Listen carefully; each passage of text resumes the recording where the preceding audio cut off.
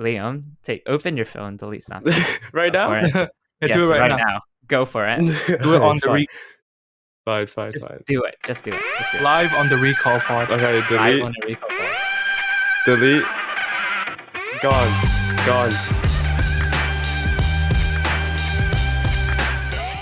Today we're going to be talking about the dynamics of social media. For example, why do we even tag people in posts? Why do people even use Snapchat for meaningless conversations? And what is the actual ulterior motive for using social media? Yeah, we think this is a really prevalent issue in modern society that as teenagers, we should honestly dive really in and just actually inquire the human condition from first principles. Okay, I think we should just start off by probably a more broad and general question. Why do we use social media in the first place? In my opinion, social media is a way of connecting with people. So you can like socialize with your friends, you can see what people are up to, and it's just a good way of feeling connected. Yeah, I think that is quite the main point, but this sort of dives into the question you mentioned how we're using social media to connect and see what people are up to. But why do we even do that? If I'm trying being honest, why do we care about what's happening in a person that we follow? Like there might be a student from another school that we follow. Why do we care about what they're up to if we don't know them personally? I No, agree with what you're saying. you can go. Yeah, you can talk. Yeah, so I think people do it just so they can get a distraction from their own lives. So it's like their lives might be kind of boring, but then when they're looking at other people, then they're like having fun. But that's also bad for their own mental health because they'll be like, oh, so many other people are going out, I should be going out. Or I'm not doing what my year groups are supposed to be doing. Mm-hmm.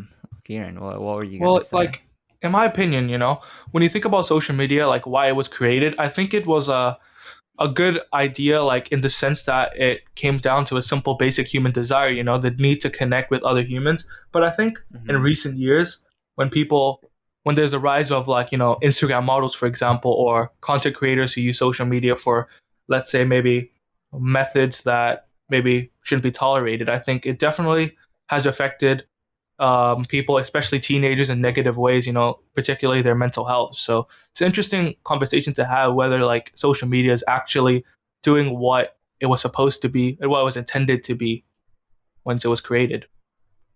Yeah, I think I really like what you just said, how the content creators and stuff. And I think how I would put it is very free main uses the social media, in my opinion, and how I would categorize them. Firstly, the desire to catch up with people of the same demographic. And what I mean is, for example, you're a student, then same demographic might include people in your year group, people from your school, or people of similar age, teenagers from other schools. So I think this is the first sort of demographic that we keep track. The second one would be content creators or influencers, celebrities. We can't really compare the usage of social media between the two groups, and I think the last group is purely for entertainment, like watching clips, watching people create stuff. So I think I would categorize them. And I think the most problematic one is not the second category, which is the category where we catch up with, not catch up, where we look at the profiles of celebrities or content creators. I think it's the first demographic that is the most problematic. What do you think? I think it's the first one too, but second one is a very big problem also because it creates unrealistic expectations for people in our year, like people in our age group. For example, like if a celebrity has like abs and stuff, and then like people in our year, our demographic would be wanting that too because social media influencers are meant to be like cool, so people might want to get like Yeah, I think work for what it. Liam is talking about is definitely, the concept of the fear of missing out. While, it's been there far longer than social media, but I feel like sites like Instagram in particular seems to, exaggerate feelings that others are having more fun or living better lives than you. For example, you talked about, abs, but you don't have to have abs, obviously, to live to have a better life than someone who doesn't. But there's obviously other things, For example, if someone has traveled the world, going to like Paris and taking pictures, next to the Eiffel Tower, and you're just stuck at home. Of course, it may you may feel obviously a bit that you're missing out and awe. Like for example, if your classmates, traveling all around the world and you're just stuck in your home, obviously you do feel a bit bad for missing out. So I think it's quite interesting. Yeah, I think what we're getting to here is, okay, let's put it as an example. For example, if you see David Dobrik traveling the world, going to Norway and then going to the UK, going all around the world, and you're just sitting here studying and you see the posts he's putting, would you have a sense of fear of missing out? I Most think that, people would, yeah. but then it's like I mean, would you personally? personally, I wouldn't, because I'm focused on myself and I don't really care what other people do, because like what other people are doing doesn't affect what you're doing. So Yeah.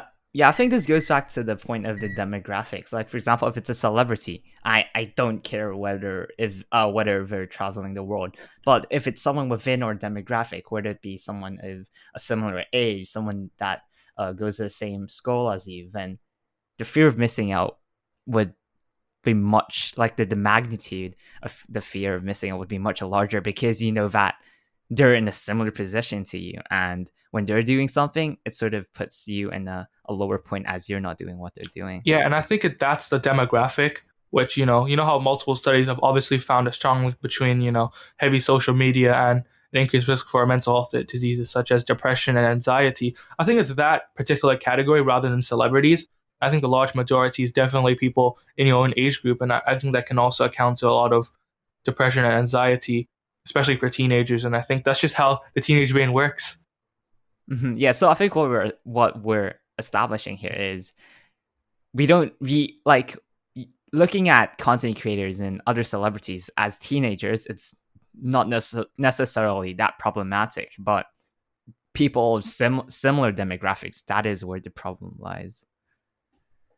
But obviously, personally, I know that obviously, Hayden, you've obviously cut out social media, I think temporarily. I mean, that's what you've said. So obviously, what was your actual like reasoning behind it? Obviously, because it's obviously me and Liam still use Instagram, obviously. So yeah, obviously, follow Kieran BK.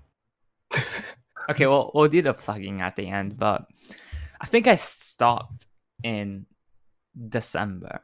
It's currently April, so about 4 to 5 months. And okay, I think immediately cutting Instagram or social media is not easy. And I say this because I didn't just one day decide to quit social media and delete it. I actually had the sort of system before it to make sure that I wasn't addicted. And how that worked was, on weekdays, I would not use social media. I would just delete the app, no access to it. But on Fridays and the weekends, I'll allow myself to re-download the apps. And I think it's these small steps that make the transition much easier. But the reason why I did it's quite interesting, because personally I don't really know.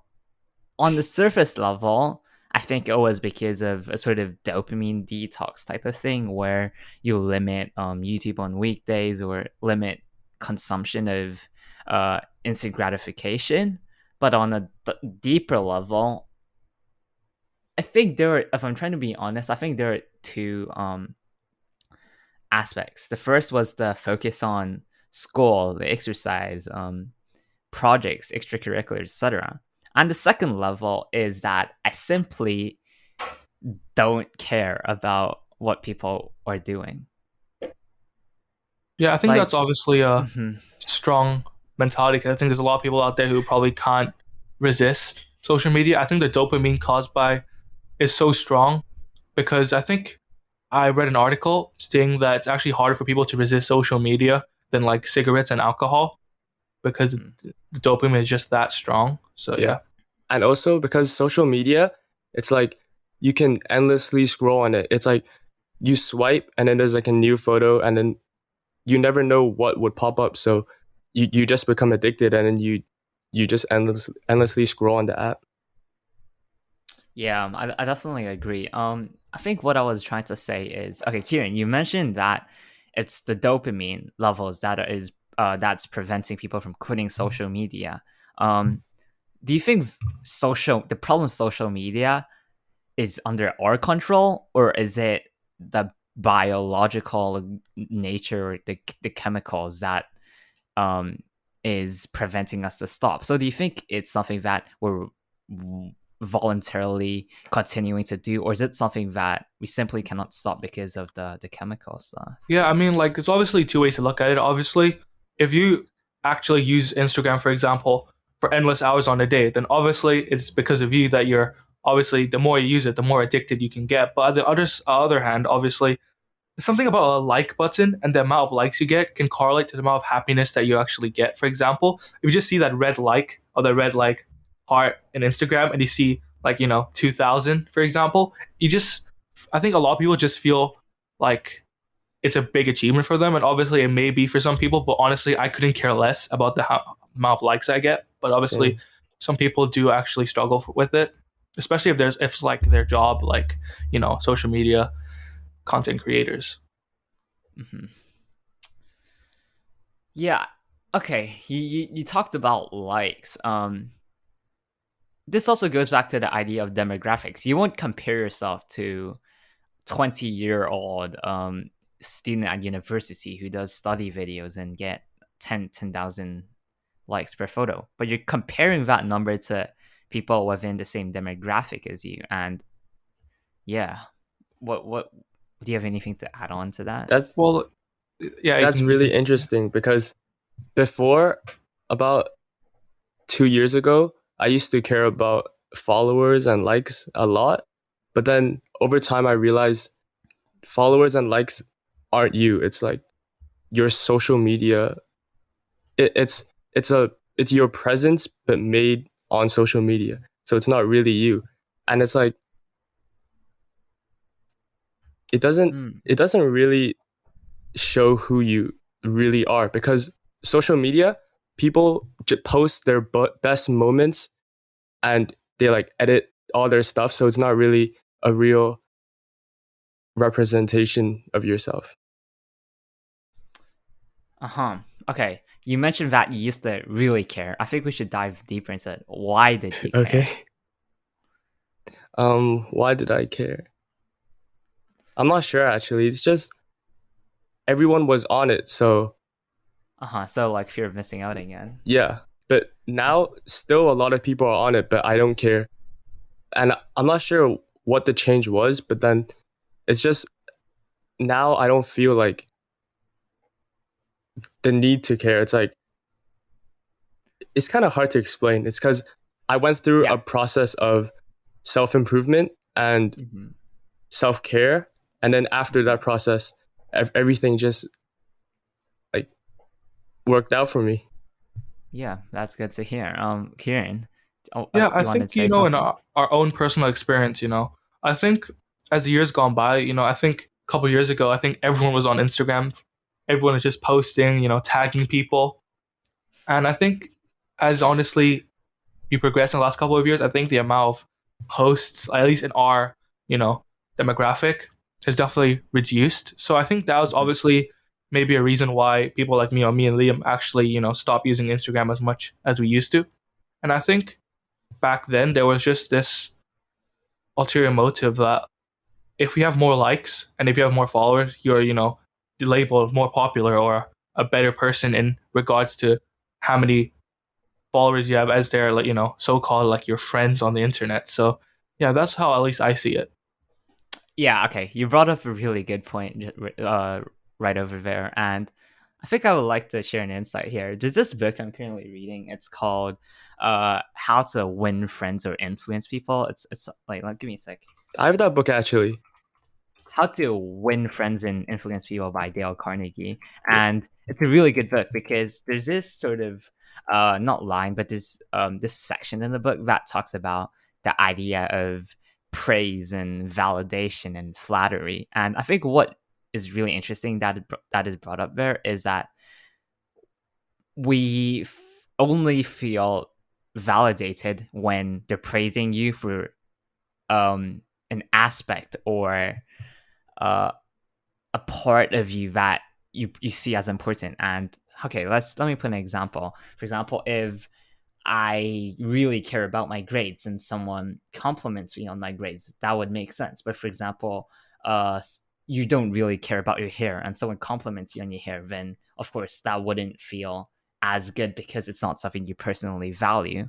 And this goes back to the idea of followers and likes. It's that for people who take their self-worth in other things, whether it be their achievement in sports, their achievement in grades, they are the people that don't care about how many likes, but it is those people who take their validation in the follower counts that go really competitive and actually care about, if that makes sense. Yeah. Yeah, so that's what I'm trying to get to.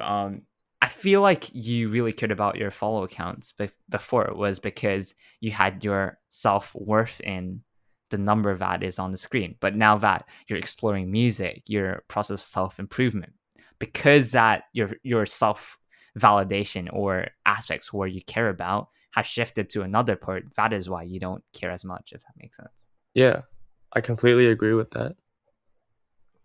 Mm-hmm. Kieran? So you guys, I obviously brought up tags. I want to talk a bit about the aspect of tagging people. Okay, I think most people should know, but the aspect of tagging people. Wait, Liam, you want to explain? Sure. Tagging people is basically just, so when you tag someone on your post, then it pops up on the person you tagged's screen, and that's basically it. And then on their profile, the person that you tagged, it will show up. Yeah, so basically, a common thing that often happens within our demographic is that when you post a photo, maybe it's only of yourself. You post the photo, but then on the screen you see tags of people that are not in the photo. I think we should really dive into the dynamic and motives of that. Yeah. So for me, when I post, then I only tag people who are in the post. But for some people, I think they tag their closest friends or just people who they want to tag, I think. I'm not sure why they do that, but a reason why I think they do is to feel like they're all connected together. Interesting. Yeah, I think in my opinion, I think honestly, I don't want I have to be honest. I think I've obviously been a victim of this as well. You want to get a lot of people tagging you, and I think Hayden, you probably felt the same as well at times. Yeah. Mm-hmm. I think it's just, and I think what some people do is just be like, oh, I wanted to tag this many more people, but since it's a max, I couldn't. Yeah. So I think that's just trying to show people how many friends you have. But yeah, okay, you put that really okay. Did I cut you off? No, that's fine. I was just gonna say, people even tag people who they're not even friends with. So I think it's just kind of messed up in my opinion. Yeah. Yeah, okay. You put that really nicely. You want to tag people to show how many friends you have. I want to dive deeper into that. Okay. For tagging, there's another thing that now I think about it, it's just absurd. Is the thing is side tags, main tags, and main tags. Yeah. What? I think how I would approach this is, do you main tag people to show your other followers that you're really close with them? Is that the ulterior motive, do you think? I think for some people that is, because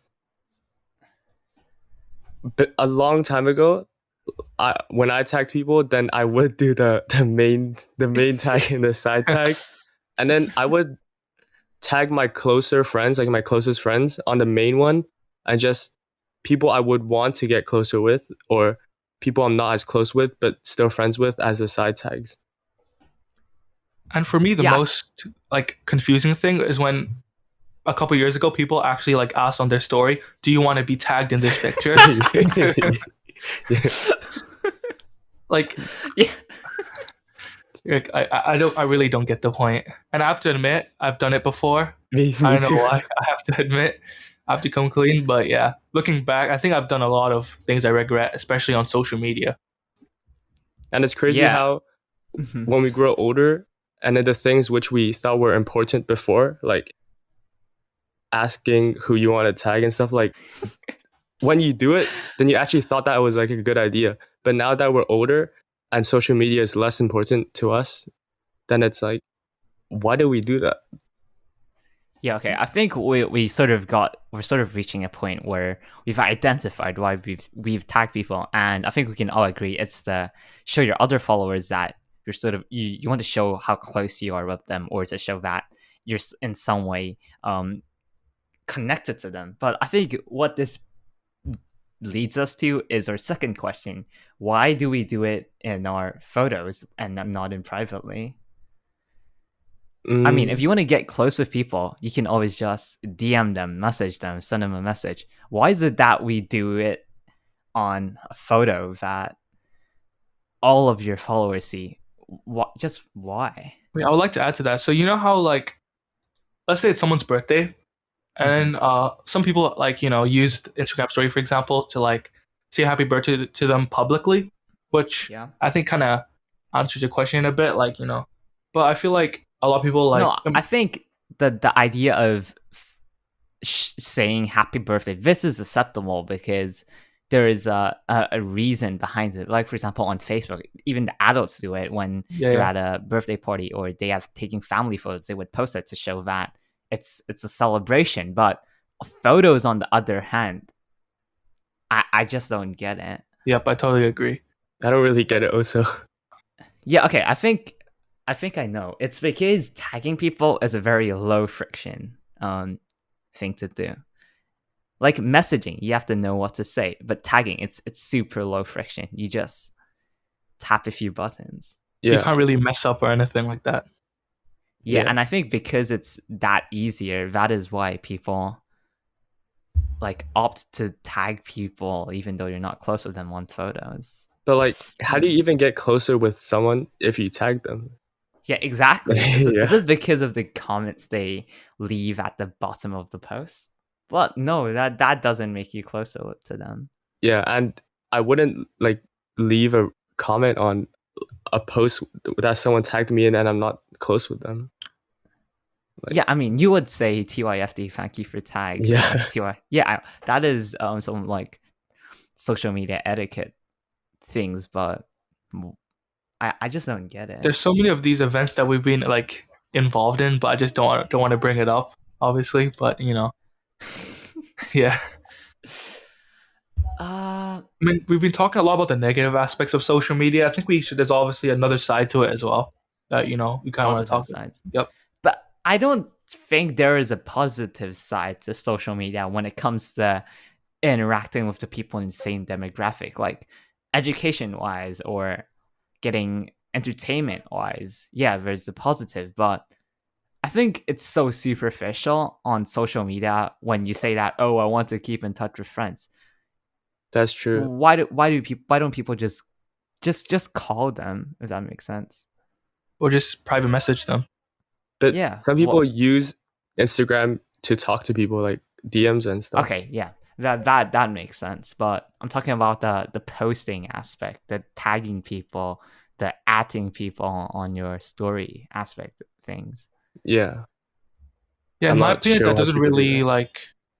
I don't think that really like constitutes as staying up to date with family and friends. I mean, it may Yeah, like it it doesn't. may seem like that, but I don't really think that counts as staying in touch with your friends. Hmm. Okay, I think this segues nicely into why do we feel the need to catch up with people on social media? Mm, on social media, I don't know. Like if I'm hanging out with someone, then I might post like us hanging out on my story or something. Okay. And like the reason I do that is so we can look back at it at the future. Like, I don't really mind if people see it or not, but it's like for personal. Okay, no, I don't want to call you out, but okay, because I fall into this trap also. Yeah, we tell ourselves that, yeah, we want to show that, we want to remember this moment. We want to be able to look back at it in the future. But this is what we tell ourselves. I think what our deeper and actual sort of motive is to show that we're connected with people, or to establish an online persona that you're not lonely, you're doing things, you're having a good life. I think that is the honest motive people have. Fear of missing out. Yeah. For all goes for most back. people, yeah. And even in my opinion, if you want to like look back, obviously you can just take pictures, keep them privately, send it along with your friends. But I mean, I think a lot of us fall in this trap. So yeah, we often tell ourselves. Oh yeah, I'm so sorry. Yeah, you can continue. Yeah, regarding social media, we often tell ourselves one thing, but then deep down, that is not what we want to. That is not our true intention, if that makes sense. Yeah. So I think it's really important to know what you're trying to tell yourself, and to know what the truth, the actual truth. Yeah, exactly. And I think this podcast, we're diving really deep into that. It's definitely something everyone should do. Yep. You just called me out. Yeah, you like, once I said that, when you think about it, it makes sense, right? Yeah.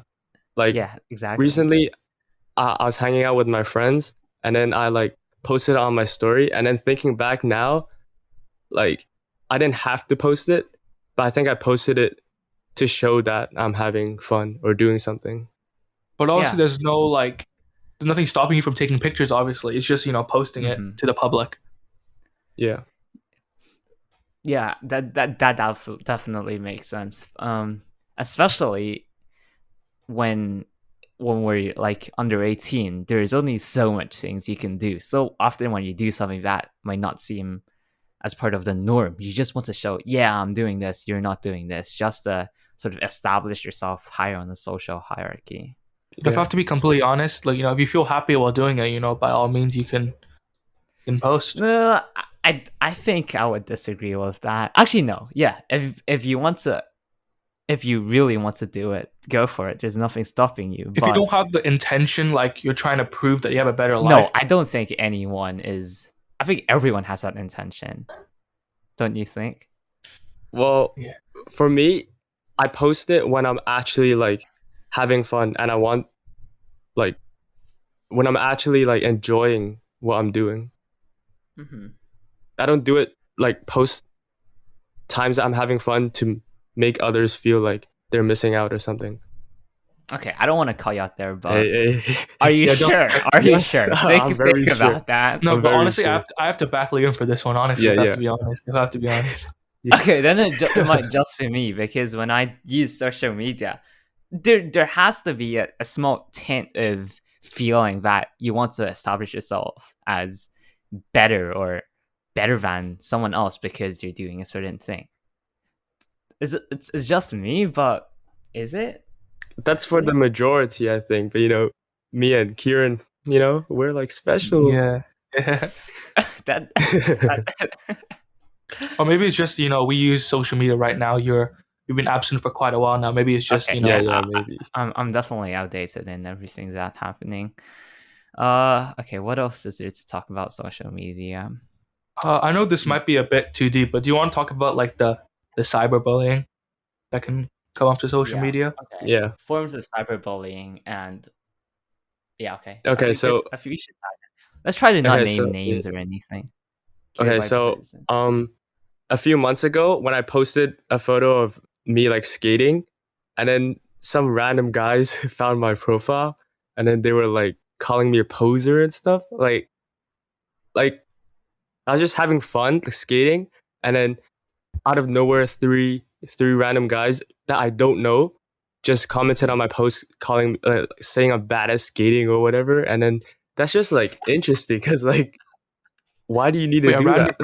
A random person? Yeah, 3 random people came on, and then they all knew each other, and then they all came on my post commenting, "Poser, oh, you're bad at skating," or yeah, and then it was just kind of weird because it's like, Mm. what makes you do that? Okay, let's approach this from two perspectives: from the perspective of the people who do it, and from the perspective of the victim. Should start with the people who do it. Okay, so I think people do it like when someone hates on someone, then it reflects themselves, right? So, I mean, the people who commented, they're all like pretty good skaters, I think, because I checked their profile and then they were like skating all the time and stuff. So, I think. Wait, actually, I'm not sure. It's like, Okay, I think how I would put it is this goes back okay, to remember when I just said that you do something because you want to establish yourself higher in the hierarchy. I right, think that's the exact reason. They see yeah, that there is someone else who skates, and in order to levitate themselves, they say that you're bad in order to make them levitate feel themselves. better. Yeah, Yeah, exactly. yeah, and then Okay, so this is one case of I'm sorry. and then. Oh wait, actually, I forgot what I was gonna say. Mm-hmm. Okay, Kieran, so there's one reason. Yeah, Kieran. do you have any Yes. inputs on this? Yeah, so obviously I think people also do it because, they don't feel like it's actually a form of bullying. A lot of people condone to cyberbullying because they think it's not bullying as such because you're not actually talking to someone physically or like, punching someone in the face or, Yeah. do anything as such. But, it's obviously arguably even worse than if you actually bully someone in person. I would like to add to that. It's like people also cyberbully because you're not physically there. It's like your internet persona. Yeah. Okay. I completely agree with that notion. Uh, it's the personal sort of mutual bond that you have with your friends and family that sort of makes it hard for you to bully them because you know of the consequences and you know them personally. But because you're online, you don't know them, and hence And you can just say whatever you want. Yeah. exactly completely. And like, it's easy to like stay anonymous, and obviously people obviously think that people won't find out because, if you're in school and you bully someone, there's obviously a teacher there. Or if you're doing it in public, there's obviously adults around. But, when you're online, it's hard to monitor it. Exactly, Yep. completely. Okay, now let's talk about the victim. What did you do, Liam? I think you have first-hand experience. Okay, so when they first commented what they did, then I was like, why did they comment this? It's like it was really random because I was just posting a photo of myself having fun, and then people just commented, and then so I told my friends that they commented, and then my friends were like backing me up in their comments and stuff. So that's nice of Yeah, them. yeah, exactly. Okay, so I think you put an example. You're trying to fight them back in a sense. You're trying to um rewrite their bad comments into saying that, oh, this is not reality, this is not true, you don't know them. Is that what you're trying to do? Like I wasn't gonna do anything because I didn't really care about the comments, but then my Mhm. friends were like protecting me or something. Yeah, okay, that is exactly what should be done actually. But then for a lot of But people, why did you not, oh, I'm sorry, why did you not do I think if they received bad comments on their posts, then it would make them feel bad, and then that links to what you guys were talking about depression and stuff. Yeah, but why does it make them feel bad? Because Because it's negative. yeah, but then I don't think people should care about bad comments that they get Mm-hmm. because it's like yeah, Yeah, and I think this is why we have a podcast, or putting ourselves out there, Kieran. Yep. Or It's just hard to, obviously there's hate. Like if you do anything, there's obviously going to be has haters. to be, has to be. But at the same time, obviously, you just have to ignore the haters, just yeah, carry on. And I think put yourself out there. You have to avoid imposter syndrome. Obviously, Mr. Baumgarten was talking about it in our previous episodes. Yeah, check it out if you haven't. So yeah, at least that's Yeah, my take okay. on it. You said that ignore the haters. Okay, it's easy to say, but how do we ignore them? I think that is the important question to do. Yeah, we can say we ignore them, but how do we actually? What are some like operative clauses, operative stuff to do regarding ignoring the haters? Okay, so for me, I don't care what other people say or about the haters because I'm like focused on what I'm doing. And why would you put energy and think about other people who are hating on you, stopping you from what you're achieving? Mm-hmm. So you're it's yeah, this is a very stoic sort of approach, and it's that things that are not in your control, yeah, I don't care if you're not like I don't care about things that are not in my control. But how do you tell yourself that you don't care? Because I think everyone is born to care about what other people say to you, but it's a completely different story to actually not care rather than telling yourself that you don't care. Yeah, and like in my opinion, I think you could like take criticism as like your fuel, like not like your kryptonite, for example, not as your weakness, but maybe like take criticism as a way for you to like improve. Obviously, it may be hard when some criticism may be obviously much more severe than others, but I think if you just take it in a way that maybe like it's a chance for you to improve, or maybe like in your case, skateboarding, maybe you can take it in a way that maybe I can improve in my ability in skating and use it as your fuel. I think at least that's one way to look at it. Yeah, like the haters, like I think if they comment something, for example, if you dress what you think to be like nicely, and then someone comments, "Oh, your outfit's bad" or something, then wait, actually, it's like not everyone can like what you're doing. So Yeah, I think I agree with what Liam just said. Yeah, I agree with what Kieran said about yeah, take the criticism as a way to improve. But by taking the criticism and improving, you're sort of acknowledging that, yeah, you're right, I'm not that good, I need to improve. But by Liam's approach, where you know that, yeah, we don't all have the same standards, I think that is a better way to approach it, because you're sort of actually ignoring and not caring about what they said. But on the other hand, if you're improving, it's sort of, if, for example, someone says that you're bad at skating, and you say, you acknowledge it, you say that I want to improve, that's acknowledging that you're not good and then improving. But if you say that, yeah, we all have different point of views, hence I don't care about what they said, because their definition of good or bad is different to mine. If that makes sense. yes, Yeah, definitely. good advice. Yeah. Okay. I'm quite proud of what I just said down. I said. um. Hmm. That's the point of the podcast. It's just the moments of debate and sort of minor disagreements that allow us to truly understand the human condition. Yeah, I think we should reflect more often. Reflect, definitely. I really like this episodes where we dive deeply into why we do the things we do. We should do an episode on like, why do we not like studying or something. yeah, Maybe like some outside opinion. Yeah, definitely. yeah. And I think it's a good idea that we're all talking about it now because we're all like the same age, so we can see how views differ with people in the same age group. Yeah, definitely.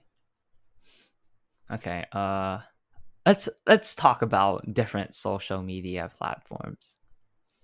You want to do a little just- ranking? Yeah, okay, Ranking. Okay. Okay, let's list all of them. Okay, I'll put this on the document. We have Snapchat, we have Instagram, Okay. we have Facebook, we have Twitter. Twitter. Yep. We have Does YouTube count? Yep. I was gonna ask that. Yes, on a broader sense, but I think we won't put it in the same category because we're not YouTubers. Not that we're not YouTubers, but we're not prominent YouTubers. And we're not Okay. actively posting stuff. Yes, Yeah, yes. that's true. Hey, Snapchat, Instagram, Facebook, Twitter. What else is there? That's about it. Okay, let's sort of put social media platforms that we don't personally use but would be interesting to touch upon. LinkedIn, Google Plus. Google Plus. Shut it down. Google Plus. Google Plus. You know, Mark Zuckerberg. I think I read that Mark Zuckerberg was the most followed person on Google Plus. That's interesting. Anyways, Clubhouse. I never heard of that before. You've never heard of Clubhouse? Wait. Let me do a quick Google search. Clubhouse? What is that? Okay. You guys are definitely missing out. What? Okay, let me explain. Clubhouse is the biggest social media platform out there currently, but it's only iOS. And how it works is, okay, if you're not listening to like current podcast episodes or anything, Clubhouse is this platform, invite only, I think, where people just go on and have these sort of rooms which people can pop in and just listen to other people talk. And prominent Clubhouse users include like Elon Musk, Jack Dorsey of Snapchat, who else is there? A bunch of startup founders, like the guy who built Gumroad, which is a platform for buying other people's stuff. Basically, all sorts of startup founders, up until billionaires like Elon Musk. It's basically this platform for them to talk with people, and you can just pop in, listen to them talk, and the host of these rooms can invite people on to ask questions. It's basically breakout rooms in Zoom, but you can pop into every one of them, and each one of them has a specific theme, if that makes sense. Yeah, so I searched about the app just now, and it says Clubhouse is a space for casual drop-in audio conversations. Yeah, It's pretty interesting. Yeah, Clubhouse it's the next big thing. Okay, you guys are missing out, but LinkedIn is. In my opinion, based on your description of it, I think it should be high up in the rankings. Yeah. Yeah. Okay. The thing with Clubhouse is, firstly, it's invite only. Secondly, it's only for iOS, so there's a really small market to it. Why is there a wait list? Oh, because it's invite only.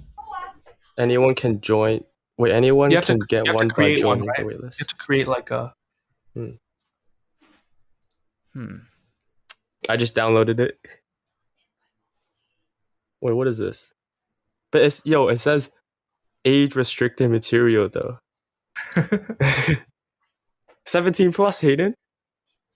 Yeah, it's 17 plus. So I personally don't have Clubhouse, but it's a thing that a lot of people use. Okay. First time hearing about this. Okay, you guys are blessed. Yeah, okay, the idea of Clubhouse is really, really good.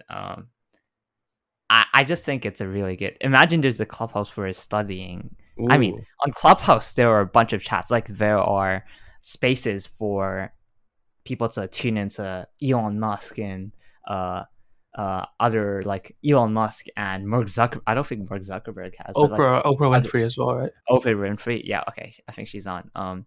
There's these rooms where you tune into highly intellectually demanding conversations, but there are also spaces for like personal people. Like for example, you run a meditation app. You can create a space where every night at 9 p.m. you just sort of talk really in a very deep voice, play piano in the background, the ambient noise, and people just tune in and listen as they sleep. Like they're very different uses to media as like Clubhouse. I think it's good because you can find people who obviously have the same interests as you, and you can obviously expand on it by listening to people who are obviously listening to intellectually demanding conversations. Yeah, it's very interesting. That reminded me to put Reddit on because you said community. Okay, let's start ranking.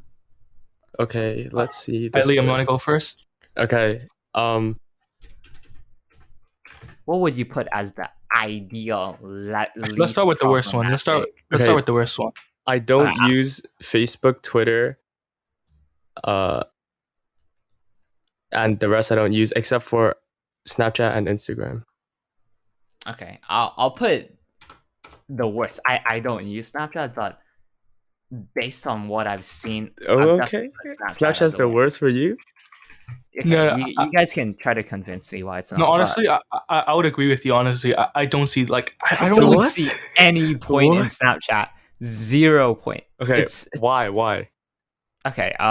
From my perspective, the premise of Snapchat is taking these snaps or photos of things happening in your life. Like Snapchat goes so extreme into maintaining these so-called streaks, I think they're called, where Yeah, you would streaks. just cover your hand over the camera, take a photo, type in lol or haha, and then just send it over to them. No, I bro. The just thing I hate don't. the most. Yeah. Yeah, the thing I hate the most is the function where you can like quickly delete snaps. Uh huh.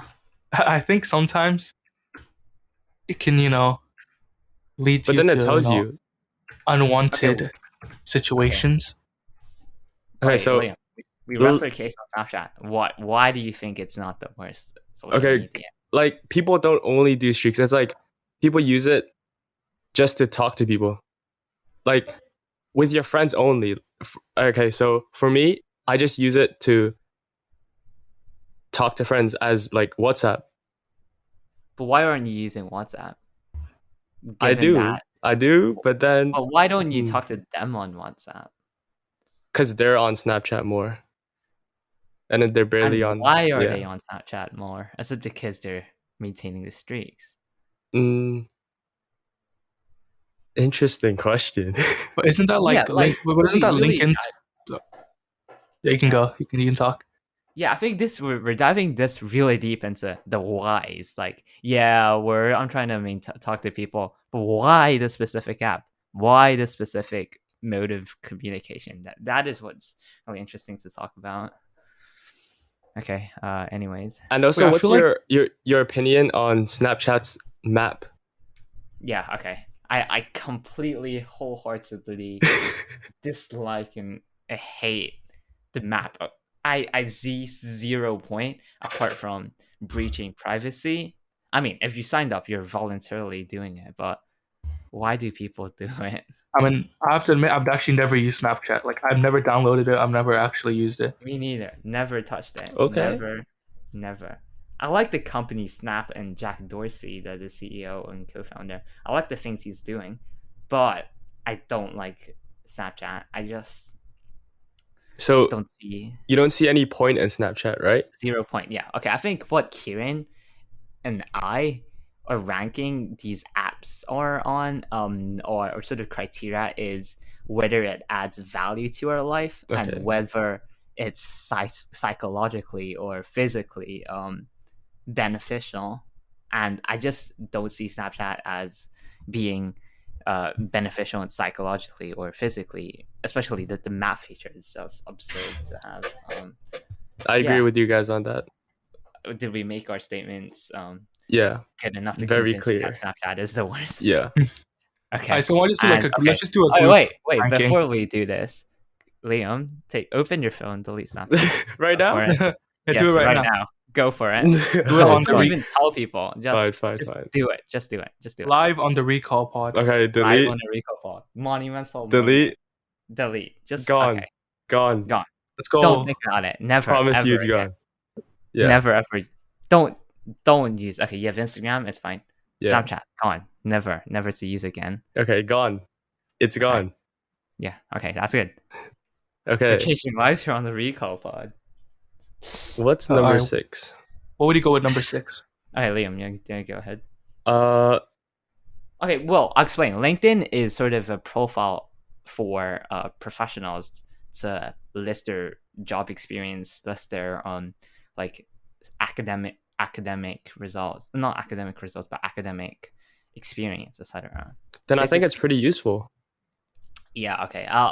Yeah. On the surface level, it seems really useful, but I'll dive into why I think it's problematic later. Okay. Actually, no, I'll just do it now.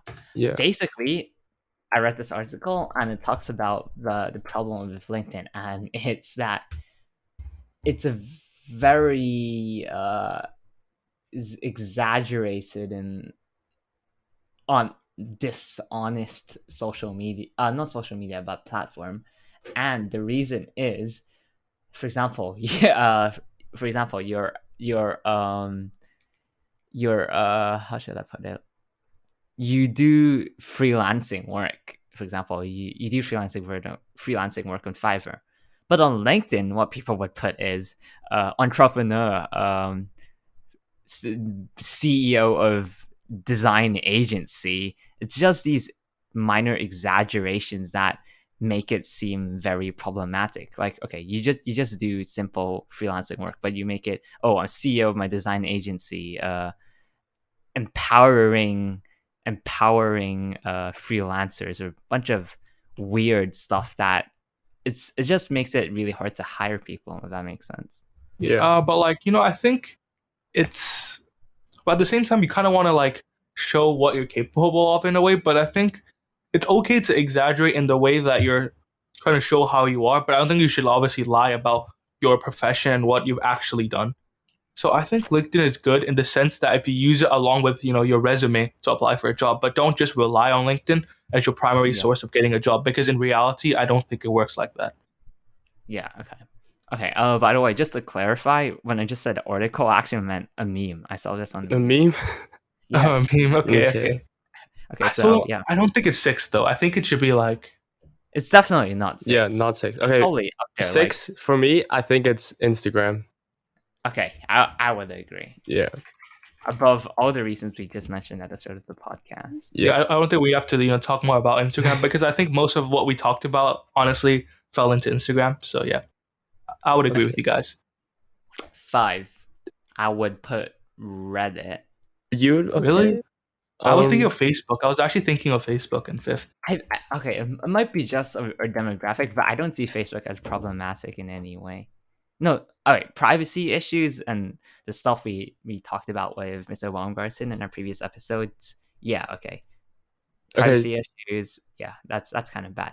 But from our standpoint, because we don't use Facebook that much, I don't see it as that problematic, but I'm open to correct me if I'm wrong. No, I think in my opinion, and I think how our demographic is on obviously Instagram, but I think people older than us have the same negative psychological effects except with Facebook.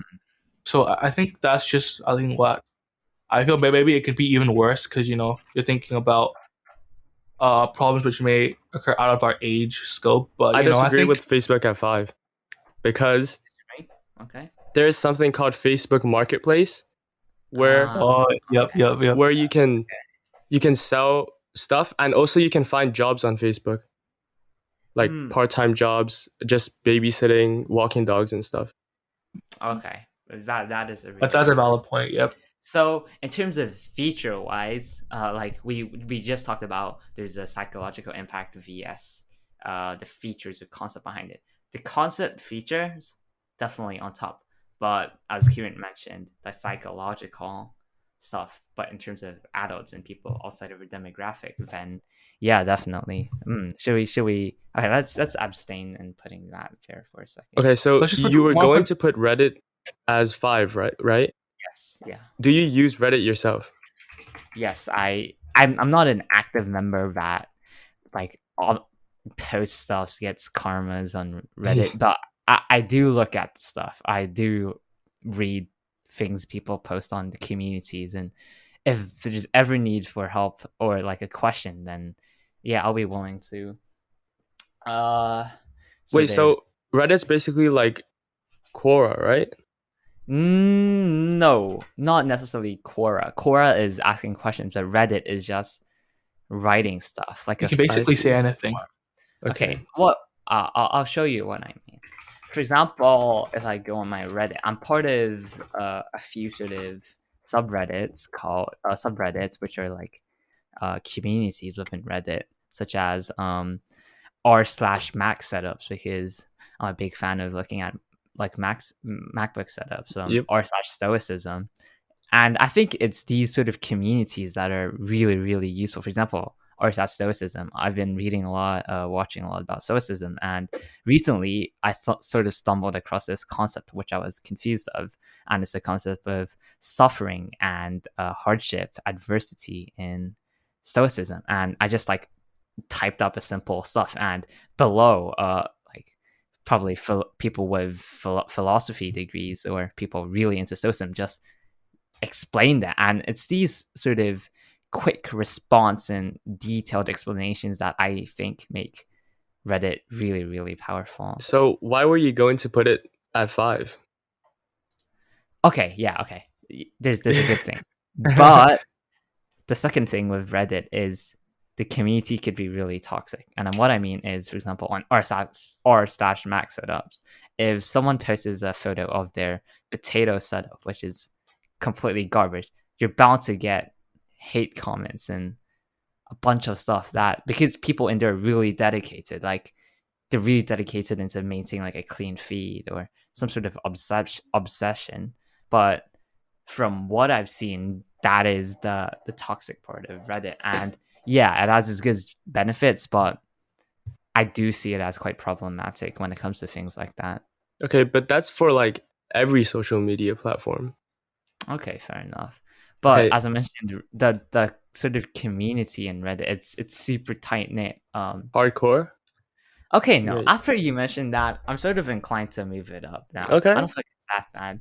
I say That Facebook was a 5, good Reddit Facebook above. 5. Hmm. Let's talk about Twitter though. Oh, What's your Twitter. opinion? I don't see any problem with Twitter. Oh, there's Completely. one thing I'd like to bring up for Twitter. Obviously, cancel culture. Cancel culture. Okay. Yeah, okay. Cancel culture. Okay, so Fair enough. Twitter is known for like heated debates and arguments. Mm-hmm. Yeah. And that's like But is that a problem? Because, like, okay, for example, whilst I was on my listening to podcasts, the Indie Hackers podcast on my run this afternoon, uh, it's these sort of arguments or providing a different point of view that makes these platforms really interesting. And I'm not saying it's hate comments, but disagreeing. For example, someone on Twitter might say, I believe that Ethereum is the future of cryptocurrencies, but someone below may say, actually, no, I think Bitcoin is. And it's not hate comments, it's rather providing disagreements. And it's just interesting to get both sides of the point of view yeah, when it I comes to agree. reading. So that's pretty useful also. Yeah, and I think this is different to Reddit in the sense that on Reddit, it's this is so bad, this is garbage, rather than providing another perspective that makes sense. Okay, so it's either Reddit or Facebook. Yeah. Okay. What would you guys think? I mean, we were going so into Reddit. I really honestly think Reddit is above Yeah, me Facebook. Because Facebook, not many people use it, I think, nowadays. Yeah. Okay. Fair enough. At least for our demographic. Yeah. For demographic. Okay, Alright, should we Facebook. put Facebook then? Yep. Yep. And then fourth Reddit. So that leaves us with LinkedIn, Clubhouse, and Twitter. Okay. Obviously, we talked about LinkedIn. I think LinkedIn shouldn't be in the top 2, but I think third is probably. Yeah. And then that leaves us with Clubhouse or Twitter. Okay, I think that at this sort of stage where Clubhouse relatively new, we don't personally use it because, yeah, as you guys just learned about it, it's this sort of idealistic and dream social platform thing. But I think Facebook started out as a really good platform because and same of Instagram started off of just a photo posting, but at its stage Clubhouse is really ideal. But I think as it grows, then it's definitely it's bound to grow into something more than that. Yep, but do you think at this moment it can surpass Twitter? Like, honestly, like right now, is Clubhouse a better platform than Twitter?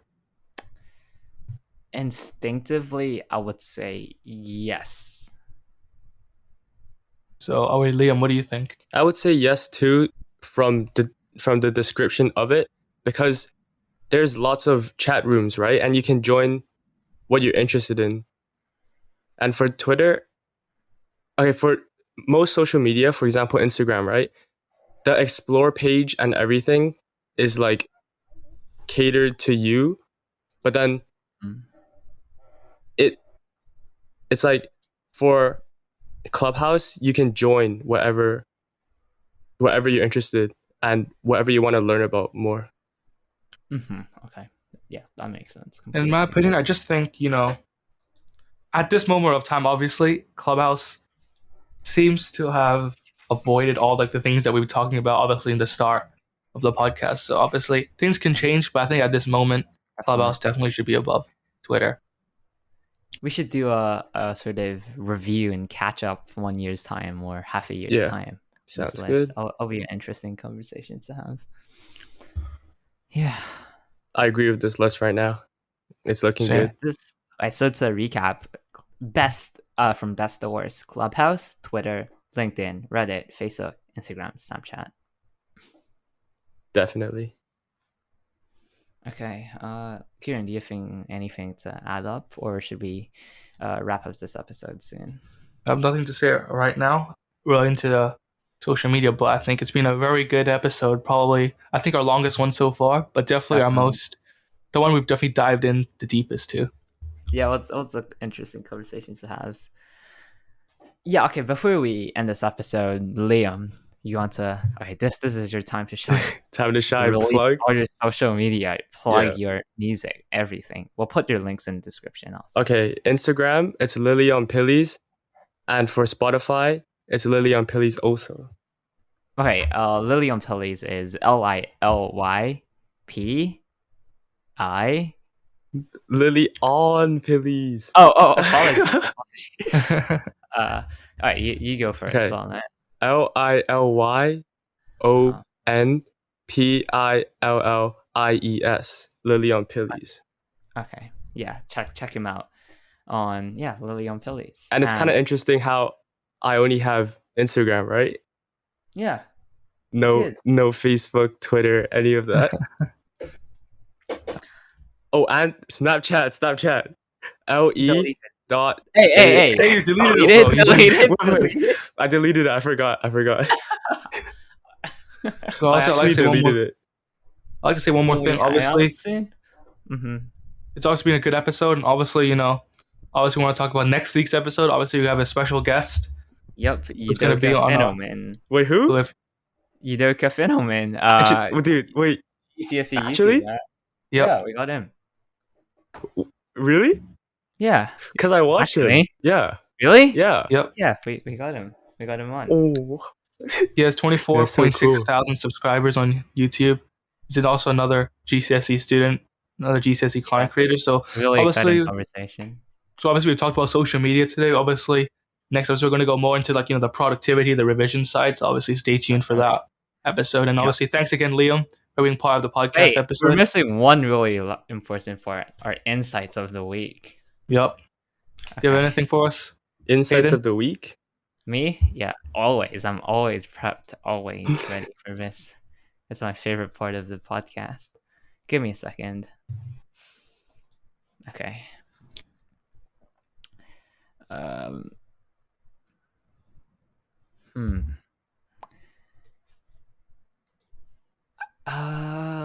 Should I dive into... Okay, no, I'm not going to talk about stoicism. I'm going to talk about... okay. This is surprisingly harder. I would like to talk about a concept that I have. And it's this concept that everything we do should be... Actually, no. I feel like this is still this idea is not fleshed out that well. I think I'll talk about it in a few further episodes soon. All right. So is that everything? Yeah, Liam. Insights? Anything? What happened this week? No, anything. Anything. Anything interesting. Is there anything you want to say to the people? So like my interest and stuff? Yeah, go for it. I'm interested in tarot readings, astrology, and like tarot readings. What's that? Yeah, tarot readings. It's basically tarot cards, and it's like you get. Tarot. Yeah. Yeah, and I'm interested in like spiritual stuff. So like law of attraction and laws of the universe. I like research a lot about them. Oh, you want to talk a little bit about it? Laws of attraction. Why do you think it's? Oh, why do you think it's? I think we should do another episode for that, Okay. so we can Completely. dive deeper, and it'll be better. Always. Kieran, ending notes. So obviously, thank you guys for watching or listening to this week's episode. Please be sure to share this with friends and family. Also, be sure to send us a review on Apple Podcasts and subscribe to us on Spotify. You can find us on our Instagram and Twitter at The Recall Pod. You can also send us an email at hey@recallos.com. See you in the next episode.